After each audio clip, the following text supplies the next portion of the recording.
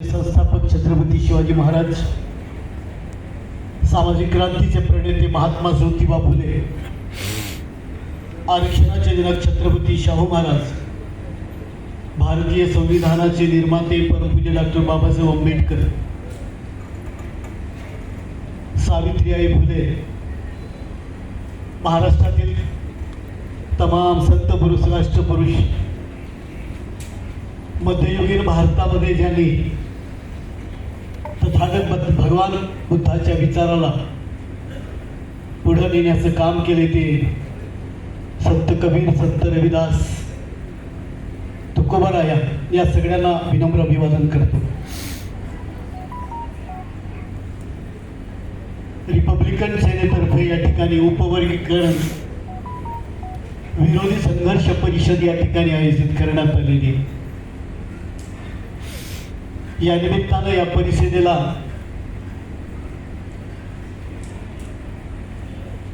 ज्यांनी या ठिकाणी आम्हा सगळ्यांना बोलवलं ते रिपब्लिकन सेनेचे सरसेनापती आदरणीय आनंदराज आंबेडकर साहेब. मागाशी या ठिकाणी उपस्थित होते ते माजी सामाजिक न्यायमंत्री आदरणीय गोलप साहेब,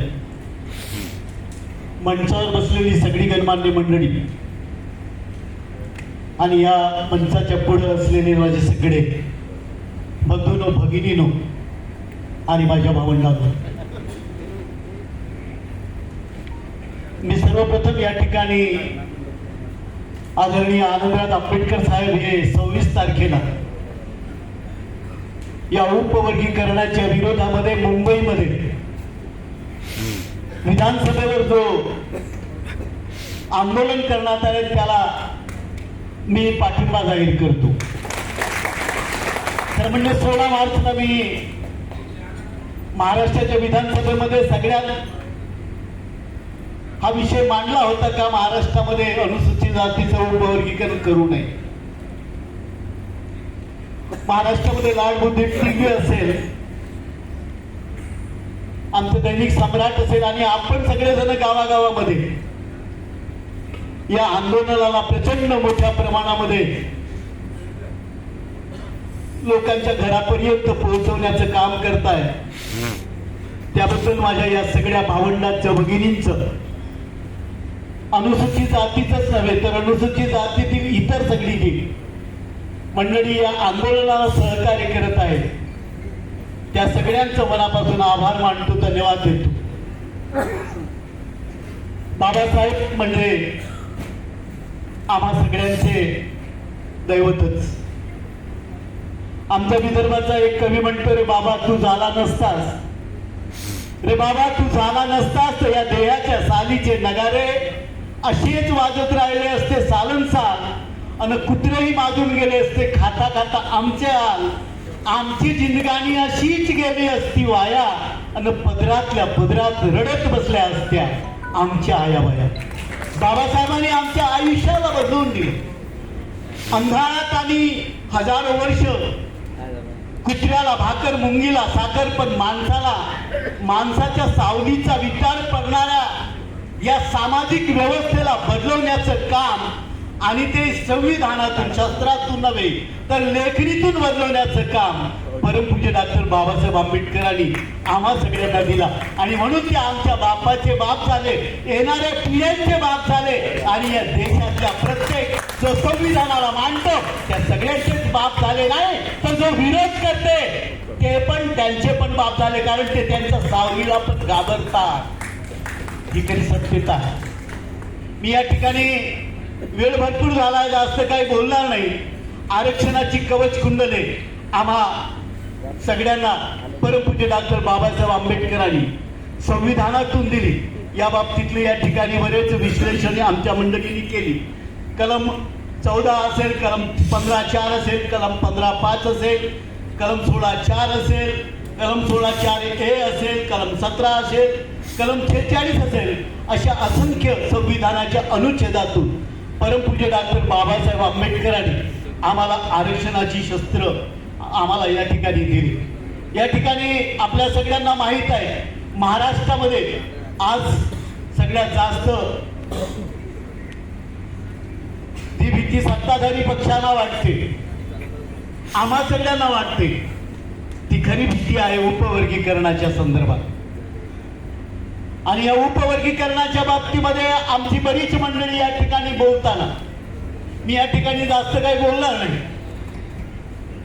1 ऑगस्ट 2024 सर्वोच्च न्यायालयाने या ठिकाणी निर्वाळा दिला आणि त्या अनुषंगानं अनुसूचित जातीचं महाराष्ट्रात उपवर्गीकरण करण्याच्या बाबतीमध्ये 15 ऑक्टोबर 2024 बदल कमिटीचं या ठिकाणी स्थापन करण्यात आली. बदल कमिटीनं नंतर महाराष्ट्र सरकारला अहवाल पण दिला आणि त्याच्यानंतर खऱ्या अर्थानं महाराष्ट्रामध्ये हे लागू करावे की नाही या बाबतीमध्ये चर्चा व्हायला लागली. खरं म्हणजे संदेश मगाशी सांगितलं बऱ्यापैकी, महाराष्ट्रातील 59 जातींपैकी आम्ही कोणत्याही जातीचा विरोध करत नाही. आम्ही परमपूज्य डॉक्टर बाबासाहेब आंबेडकरांच्या विचारावर चालणारी सगळी मंडळी आहोत आणि हा देशच भारतीय संविधानावरच चालतो. त्याच्यात 59 जातींपैकी बदल समितीचा जो अहवाल आहे, तो अहवाल बनवताना या 59 जातींपैकी किती लोकांना या ठिकाणी प्रतिनिधी म्हणून घेण्यात आले, त्याच्यातील किती विचारवंतांना, किती प्रशासकीय अधिकाऱ्यांना, किती कायदेतज्ञांना त्या ठिकाणी विचारलं गेलं का बाबा हा अहवाल आम्ही बनवतो उपवर्गीकरण करण्याच्या बाबतीत, याच्यामध्ये आपली काय बाजू आहे, किंवा महाराष्ट्राच्या किती जिल्ह्यामध्ये या समिती त्या ठिकाणी गेली आणि त्या ठिकाणी त्यांनी एकत्रित डाटा गोळा केला आणि त्याच्यानंतर आपल्या पुढे आणला. असं कुठं पण झालेलं नाही. अत्यंत जबाबदारीनं सांगतो, मातंग समाजाच्या विविध मागण्यांच्या बाबतीमध्ये 25/3/2023 मगाशी या ठिकाणी उल्लेख पण झाला, माननीय मुख्यमंत्री महोदयांकडे बैठक झाली. पण याच्या पूर्वी पण आपण जर पाहिला, मी पण सामाजिक न्याय मंत्री होतो, अनेक मंडळी या ठिकाणी होती आणि लहुजी साळवे आयोगाचा जो अहवाल होता त्या प्रत्येक वेळेस या ठिकाणी अबगड केलं जावं अशी एक मागणी सातत्यानं या ठिकाणी यायची.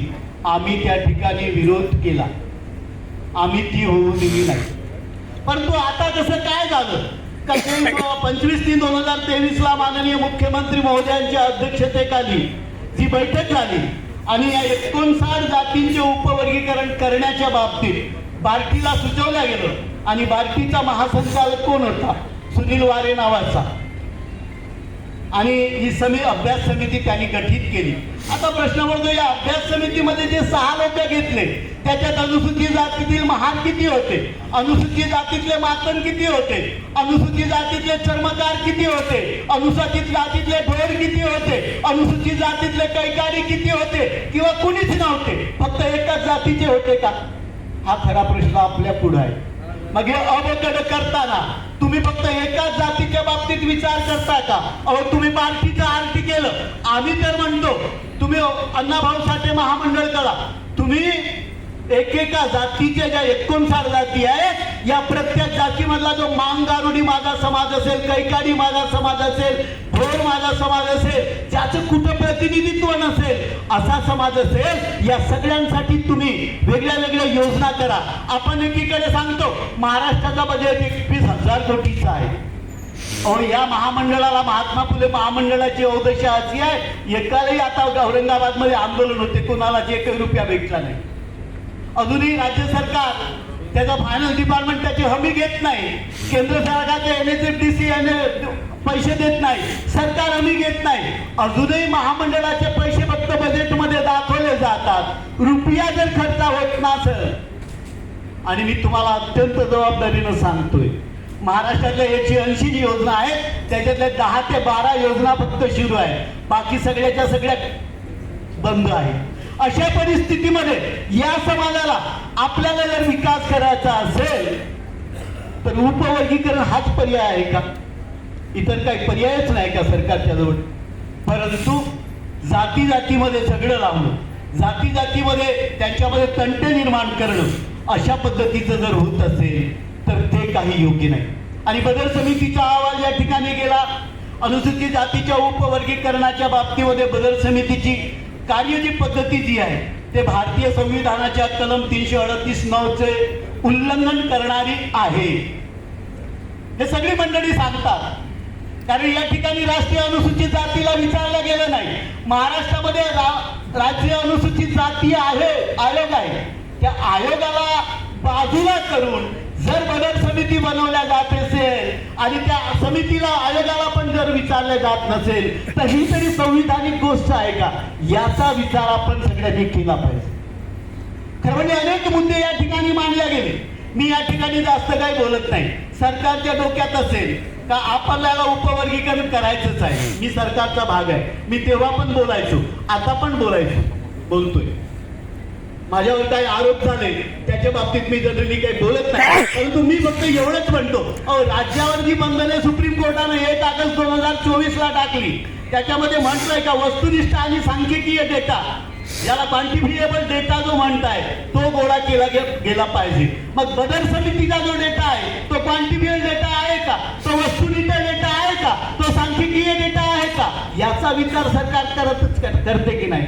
जर तो वस्तुनिष्ठ डेटा आहे असं तुम्हाला जर वाटत असेल तर तो अहवाल तुम्ही लोकांच्या पुढे आणला पाहिजे, तो दाखवला पाहिजे, सगळ्या समाज बांधवांना घेतल्या पाहिजे, 59 जातीच्या लोकांना घेतल्या पाहिजे, विचारवंतांना घेतल्या पाहिजे, आनंदराज आंबेडकर साहेबांना घेतल्या पाहिजे, आदरणीय प्रकाश आंबेडकर साहेबांना घेतल्या पाहिजे. महाराष्ट्रामधले जे आमदार आहेत आरक्षणातून निवडून जे निवडून आलेले नसतील ते पण, कारण त्यांचे पण हित संबंध आहे. निवडणूक आली तर माझ्या भावंडाजवळ येतात आणि मला मत मागायची तर भिक्षा घ्या करतातच ना, मग त्यांनी पण या बाबतीत बोललं पाहिजे. परंतु त्यांना अजूनही माहित नाही की उपवर्गीकरण काय होते, हे पण माहित नाही परिस्थिती.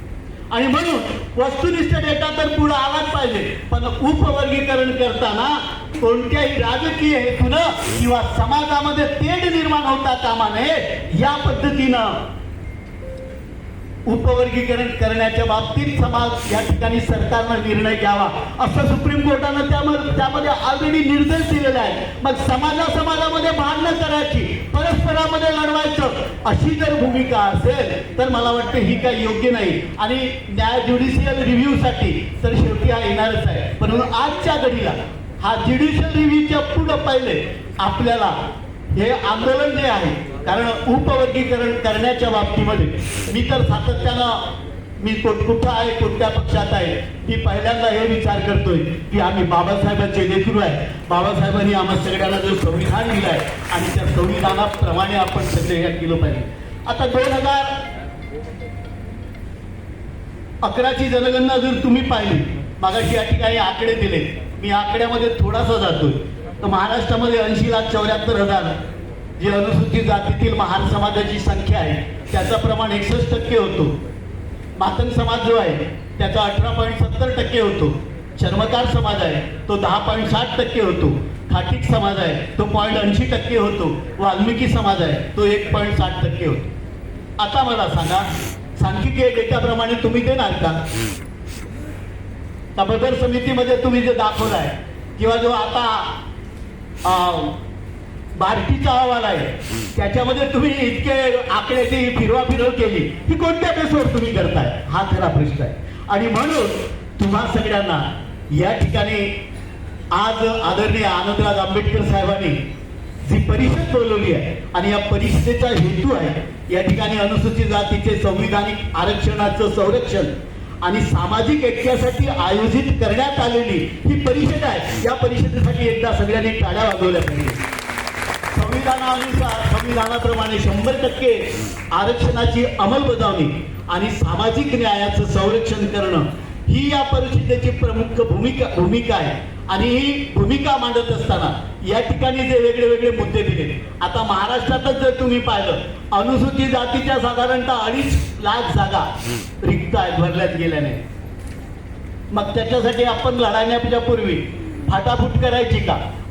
पदोन्नतीतलं आरक्षण, या पदोन्नतीतल्या आरक्षणामध्ये काय झालं, 2004 मध्ये आरक्षण रिझर्वेशनाच्या पदोन्नतीच्या आरक्षण 16(4) प्रमाणे बनवल्या गेलं आणि तिथं SC ST आणि त्याच्यासोबत एक OBC मध्ये विजयीची एक जात टाकली आणि त्याचा परिणाम असा झाला की उच्च न्यायालयामध्ये ते गेली आणि तिथं थांबवण्यात आलं.